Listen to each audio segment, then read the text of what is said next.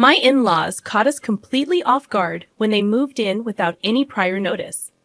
At first, I thought they were merely delivering a large package, but to my astonishment, they emerged from the front door, stating they had no intention of paying rent or doing any chores.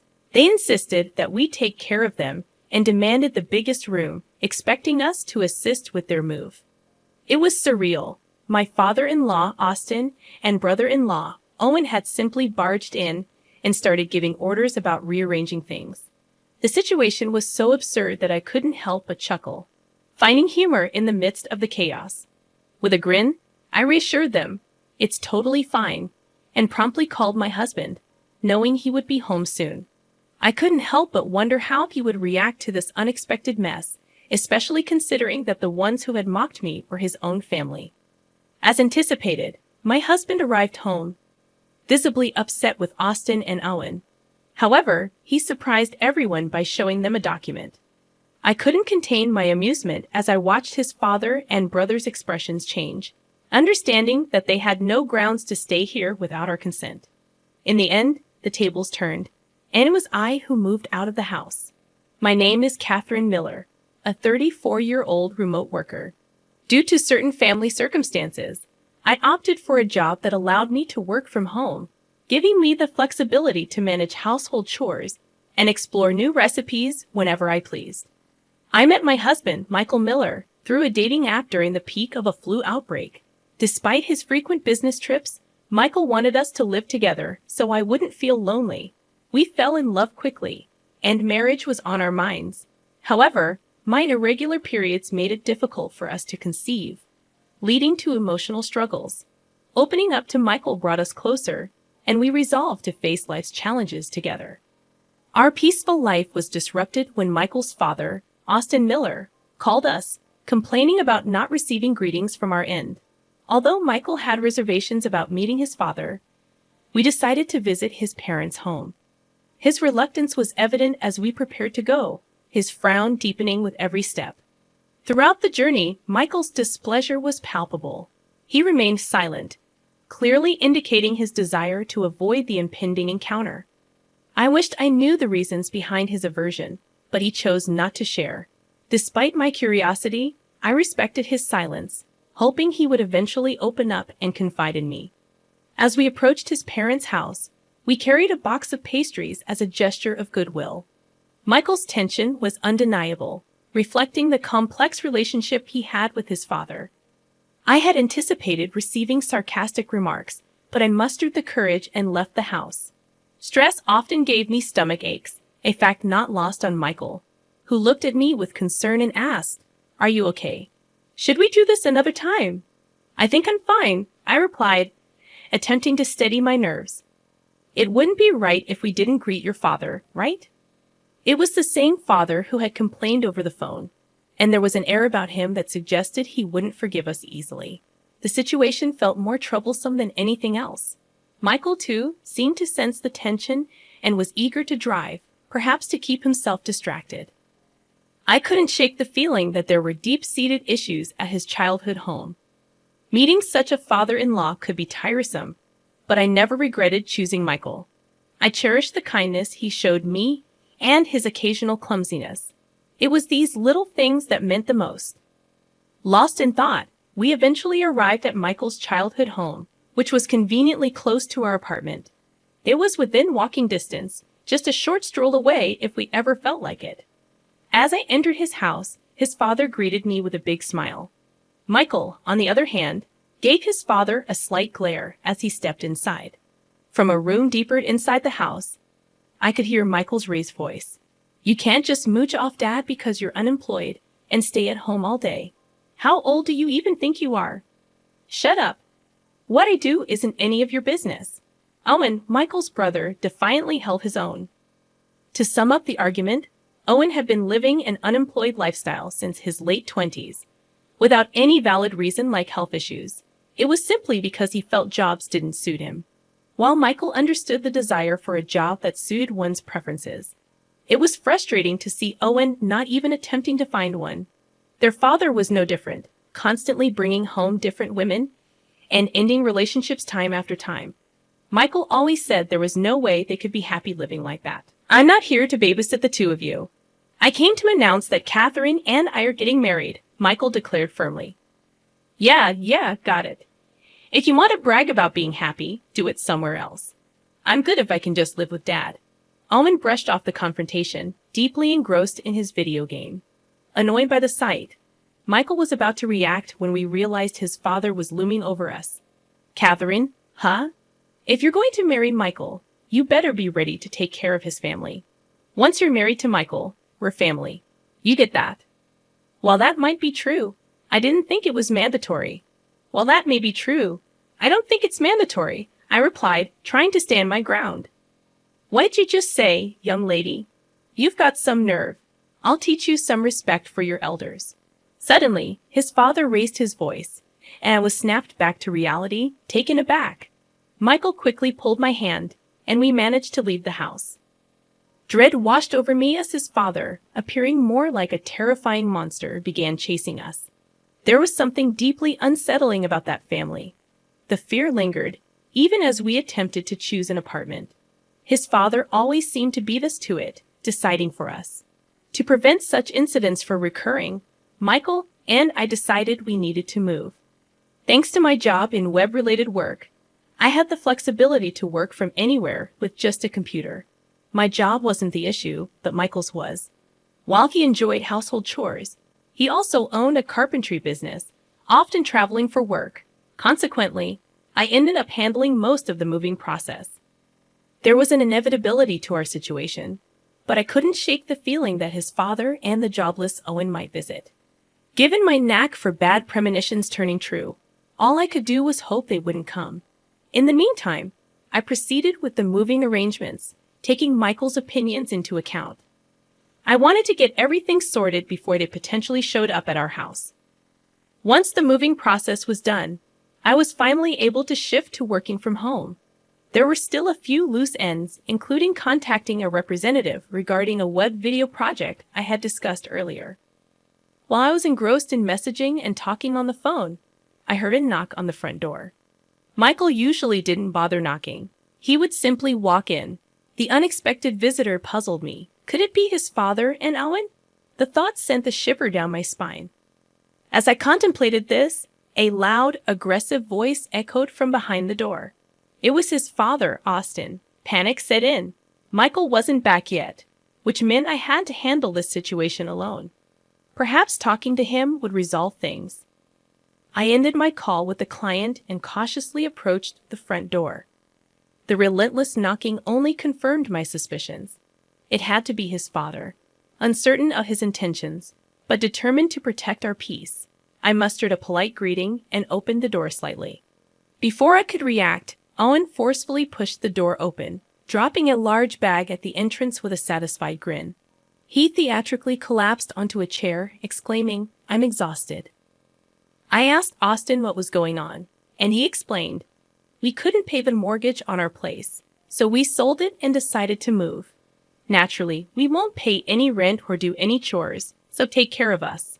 With a self-centered air, both his father and Owen strolled into our apartment. Owen, lugging his baggage, scanned the rooms to decide where he would settle. Meanwhile, his father, after depositing his enormous bag in the living room, began to complain about the room's size. "Come on, this apartment is meant for 2 people, you know. If we're going to have 4 people living here, we might need to find another place." However, Michael and I had already chosen our next home, and our moving date was just around the corner. "I'm going to take the upstairs room," Owen declared, showing no consideration for the situation. "Catherine, can you tidy up this room for me?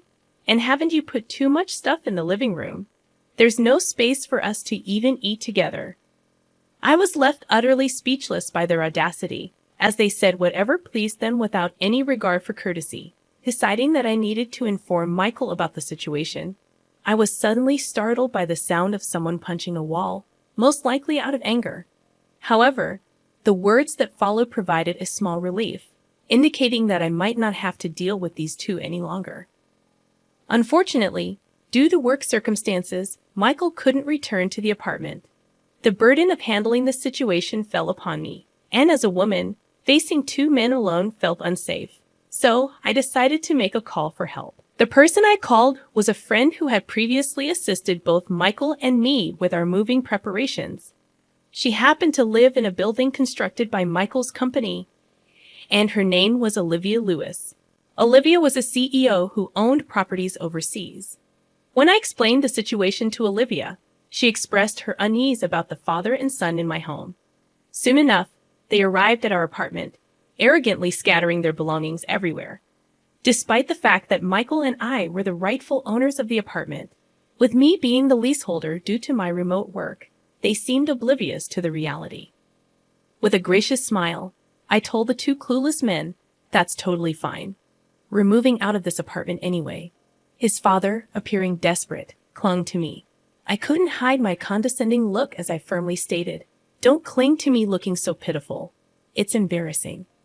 He was on the verge of tears, trying to reason. "It's a joke, right? Tell me it's a joke." I responded sternly, "It's not a joke, Austin. Michael and I decided this together. There's no way I'd joke about it now."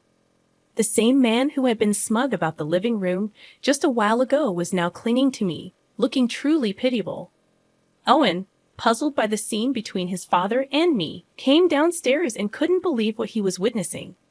"Dad, are you seriously trying to make a move on Michael's wife? Now that's just unbelievable," Owen remarked. I had a few choice words for Owen, who was making such comments. To begin with, as soon as he arrived at our place, I was infuriated by his audacity in searching for his own room in a house he hadn't even rented. Their actions were beyond my comprehension.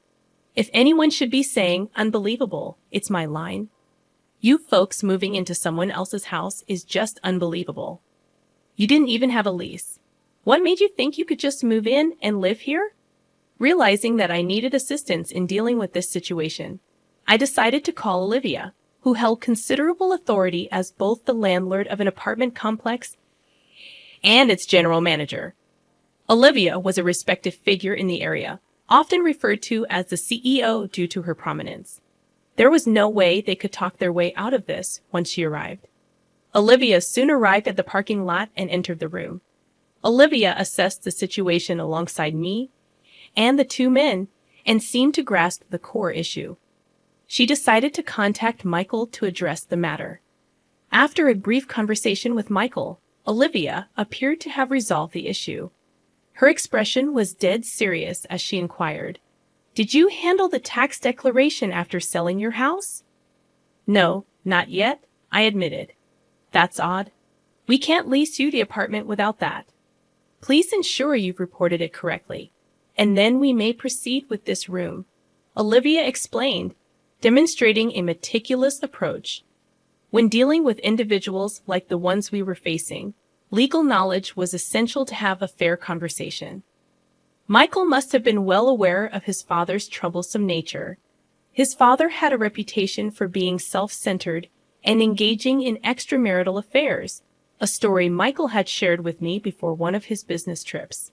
Michael's mother had left their house after discovering his father's infidelity, and her departure left Michael feeling remorseful. She had even hugged Michael apologetically before leaving, expressing guilt for leaving him in such a household. Michael had then taken over all the household chores. However, his father's philandering behavior only worsened over time, while Owen kept jumping from one job to another before ultimately becoming unemployed around the age of 28. He took pride in receiving unemployment benefits and eventually withdrew from social interaction, feeling overwhelmed. Faced with the daunting task of taking care of Owen and their father, Michael decided to marry me. They were diligent in paying utility bills, but occasionally skipped out on insurance premiums and other minor fees. Michael even worried about being unable to complete the house loan payments. Realizing that they weren't responsible adults, Michael eventually decided it was time to move out. When his father began arguing with Olivia, Michael sent me a message instructing me to intervene. I stepped in between his father and Olivia and calmly stated, "Excuse me, but Michael and I are moving out tomorrow due to some reasons." His father seemed taken aback and asked, "Hey, hold on. What's going on? I didn't hear about this from Michael. Shouldn't he inform his father when he's moving? I replied, he said he didn't want to talk to you about it.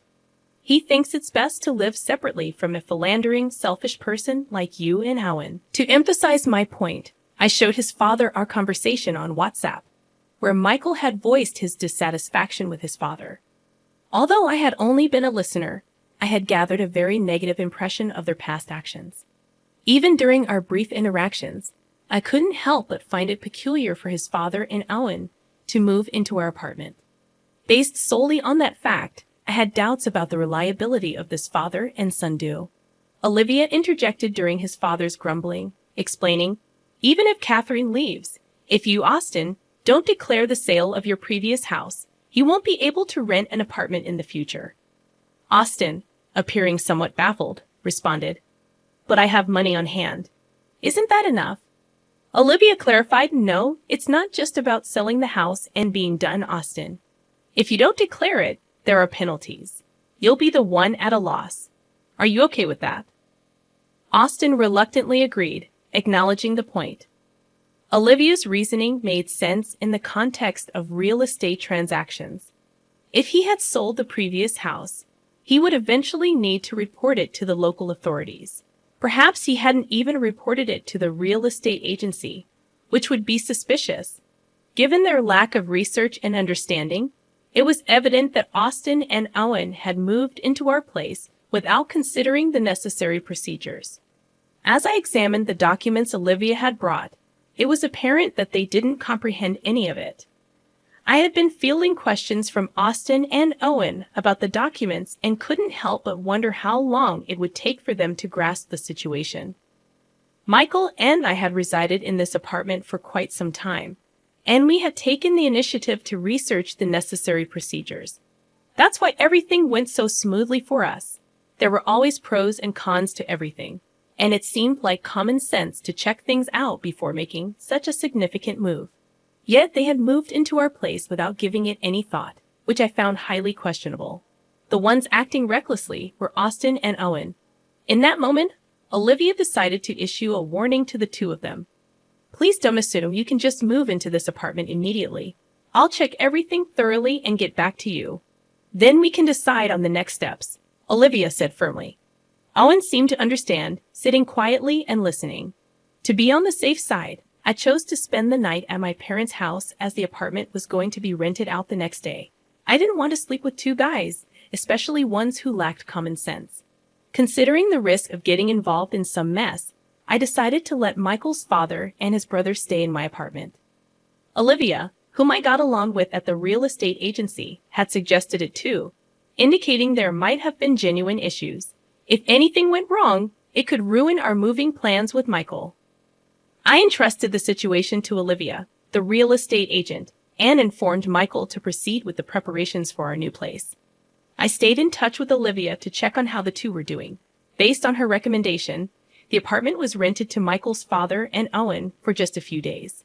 Olivia needed to verify if they had properly completed the necessary procedures at the real estate agency, and if they had been paying their taxes regarding the house they claimed to have sold.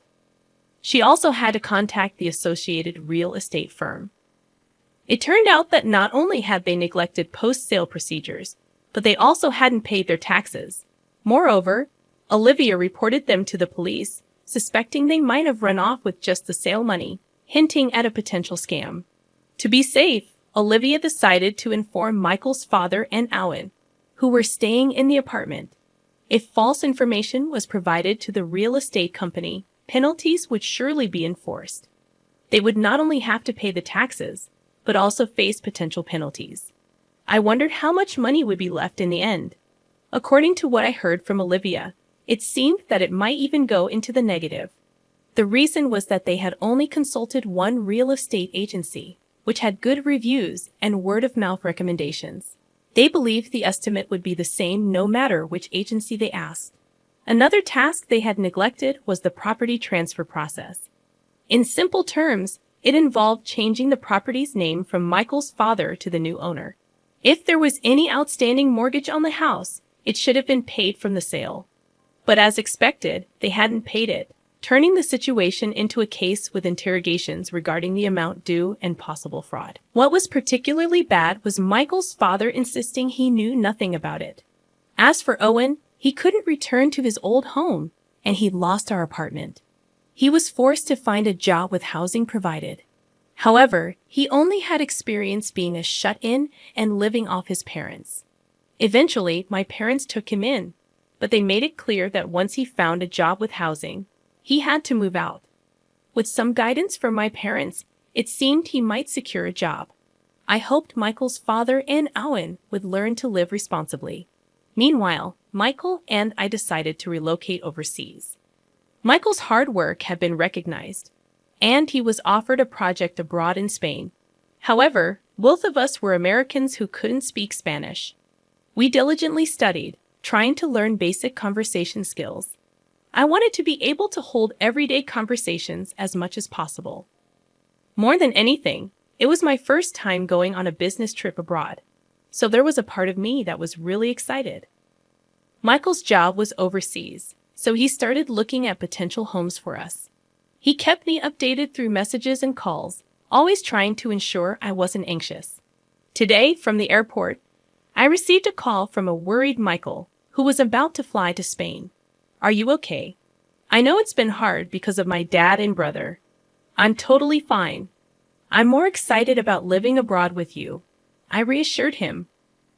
"Good to hear," Michael said, his voice filled with relief. His relief made me happy too. We were now free from those two, and we were going to enjoy our lives. To achieve that, we would keep studying, learn new things, and adapt to our new life. Everything was going to be all right. And so, our life in Spain began. A child came into our lives, and our daily routine changed as a family of 3. We cherished our happiness and continued to live strongly every day.